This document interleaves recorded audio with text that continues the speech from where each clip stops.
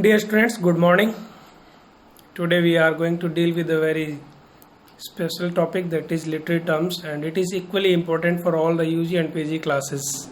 Therefore, it is very important for all of you to just learn the topic very carefully so that you may score good marks in your exams and you may learn new things. We start from the basic thing. What is poetry? Poetry is a superior creation. It is the record of the best and happiest moments of the happiest and best minds, says P.B. Shelley. And according to S.T. Coleridge, poetry takes the best words in their best order. And Wordsworth, at the same time, Wordsworth says that poetry is the spontaneous overflow of powerful feelings. It takes its origin from emotions recollected in tranquility. In short, we may say that poetry appeals more to heart than to intellect. This poetry may be broadly divided into two parts, that is objective and subjective. The objective poetry is also known as narrative poetry. When a poet plays the part of an onlooker and describes the thoughts and experiences of his character, it is called objective or narrative poetry. For example, epic, ballad, and pastoral poetry. The other kind of poetry is subjective poetry or lyric poetry, when the poet describes his own feelings and experiences or the thoughts and feelings of some personality which he has used for the time being. This kind of poetry is called subjective or lyric poetry. For example, lyric, sonnet, ode, and elegy. Today, under this lecture, under this topic, we are just focusing on three main kind of poems, that is lyric, ballad, and ode. Let us begin from lyric. Lyric is a short poem usually divided into stanzas. Directly expresses the poet's own thoughts and sentiments. As we have already discussed that it is a subjective poem, so it expresses poet's own thoughts and sentiments. It does not have any fixed form or digression, but there is a perfect unity of mood, feeling, thought, and style. A lyric poem is a musical composition, and at the same time it focuses on a single idea. It appeals more to the heart than to intellect, as we have already discussed. It is written on variety of subjects like love, battle scenes, nature, patriotism, religious matters, etc.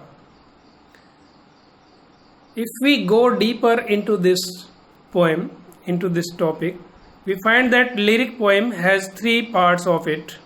The first part is motive, when the poet expresses his emotions in the first few lines. That first part of that poem is called motive. The second part consists of thoughts suggested by the emotions. Here the expression reaches at its highest pitch of passion or eloquence.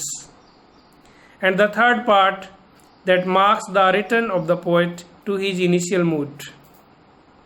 So this poem may be divided into three parts. Part 1, where the poet expresses his emotions. Part 2, the emotions reaches at its highest pitch of passion. And part 3, where the poet comes back to his initial state. So there are well-known lyric poems. For example, Go Lovely Rose, A Dream of Fair Women, and Hymn of Pain. So these are the basic characteristics of a lyric poem. And there are a number of lyric poems in English literature that appeal to your heart and make you feel good. The second kind of poem that we are going to discuss here, that is ballad. A ballad is a lyrical folk song mainly sung by minstrels and folk dancers. It is a folk song sung by minstrels and folk dancers. It resembles epic in its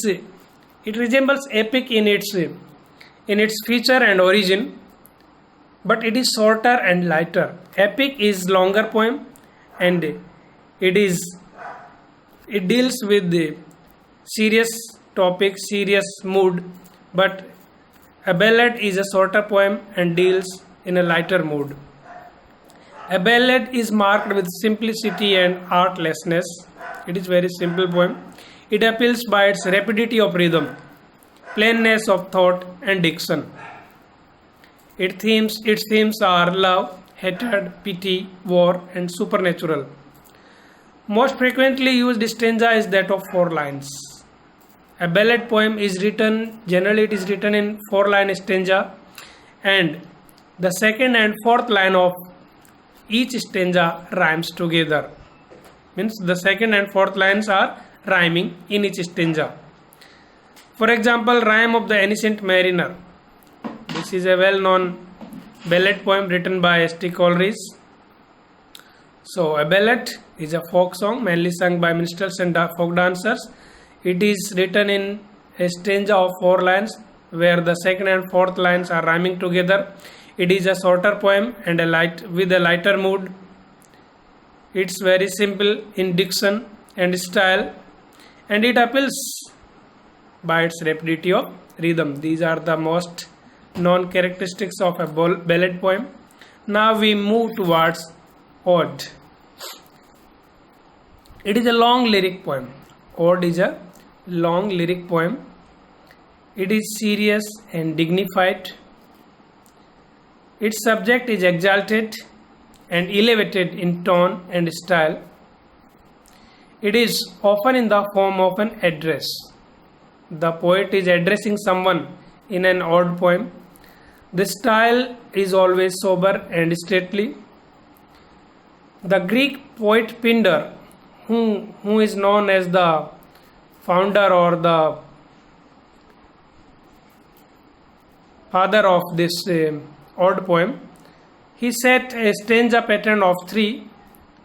The first part, that is called strophe, the second part, that is called antistrophe, and the third one is called the epode.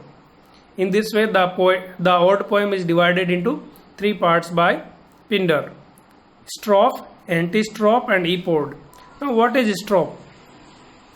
When the folk dancers moving in dance rhythm to the left and the chorus chanted, that is strophe. When the dance rhythm moves to the right, then it is antistrophe, and when the dancers standing still, then it is epode. So these are the 3 kind of poems and the types of poetry that we came to know through this lecture in a very short and sweet manner. I hope that you will enjoy this lecture and it will be helpful for you for your upcoming exams. So have a good day and bright future. Thanks a lot.